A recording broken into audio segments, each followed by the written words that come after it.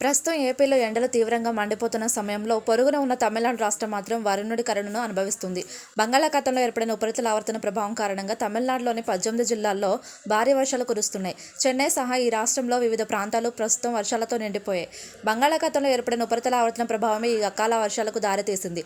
నేడు రేపు తమిళనాడు వ్యాప్తంగా భారీ వర్షాలు కురుస్తాయని చెన్నైలోని ప్రాంతీయ భారత వాతావరణ కేంద్రం అంచనా వేసింది. అదే సమయంలో ఎండ తీవ్రత కూడా తగ్గింది. పగటి ఉష్ణోగ్రత సాధారణం కంటే 2 నుంచి 3 డిగ్రీల మేర తగ్గుముఖం పట్టింది.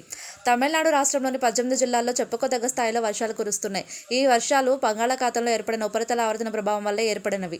చెన్నైలోని భారత వాతావరణ కేంద్రం ప్రకారం నేడు మరియు రేపు తమిళనాడు వ్యాప్తంగా భారీ వర్షాలు కురిసే అవకాశం ఉందని అంచనా వేసింది. ఇందుకు సంబంధించి తమిళనాడులోని పగటి ఉష్ణోగ్రతలు సాధారణంగా 2 నుంచి 3 డిగ్రీల మేర తగ్గింది.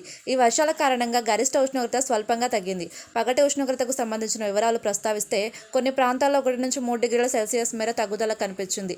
తమిళనాడులో దక్షిణ ప్రాంతాల్లో 10 జిల్లాలకు ఎల్లో అలర్ట్ జారీ చేసింది వాతావరణ కేంద్రం. కన్యాకుమారి, తిరువనెల్, తెన్కాశి, తూత్తుకుడి, విరుదునగర్, రామనాథపురం, పుదుకొట్టి, శివగంగ, తంజావూరు, మదురై జిల్లాలకు ఎల్లో అలర్ట్ జారీ అయింది. శనివారం ఆయా జిల్లాల్లో అతి భారీ వర్షాలు కురిశాయి. ఇప్పుడు తాజాగా మరో 8 జిల్లాలను ఈ జాబితాలోకి చేర్చింది రీజనల్ ఐఎండీ.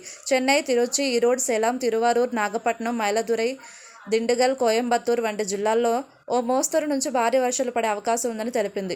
పుదుచ్చేరి, కరైకల్ సహా మిగిలిన చోట్ల ఓ మోస్తరు నుంచి భారీ వర్షాలు కురుస్తాయని పేర్కొంది. వీటి తీవ్రత ఆదివారం కూడా ఉంటుంది. తమిళనాడు రాష్ట్రంలో కురుస్తున్న భారీ వర్షాలు కొన్ని రవాణా సౌకర్యాలను ప్రభావితం చేయవచ్చు. ముఖ్యంగా బస్సు, రైలు రూట్లు మరియు ఇతర రవాణా వ్యవస్థల వర్షాల కారణంగా కొన్ని సందర్భాల్లో నిలిచిపోవచ్చు. ప్రజలు ఈ వర్షాలతో జాగ్రత్తగా ఉండాలని వాతావరణ శాఖ సూచిస్తుంది. ఈ వర్షాలు విద్యార్థులకు కూడా కాస్త అవాంతరాలు కలిగించవచ్చు. విద్యా సంస్థలు కూడా వర్షాల పరిస్థితిని పరిశీలించి తరగతులను సమయానికి నిర్వహించాలని యోచన చేయవచ్చు. పరిస్థితి మారుతూనే ప్రజలు జాగ్రత్తలు కూడా పెరిగిపోవాలి. వర్షాల కారణంగా సురక్షిత ప్రదేశాల్లో ఉన్నప్పుడు నీటి మడుగులో ప్రయాణం చేయకుండా ఉండాలని, రోడ్లను గమనిస్తుంటే జాగ్రత్తగా చూసుకోవాలని వాతావరణ శాఖ సూచిస్తుంది.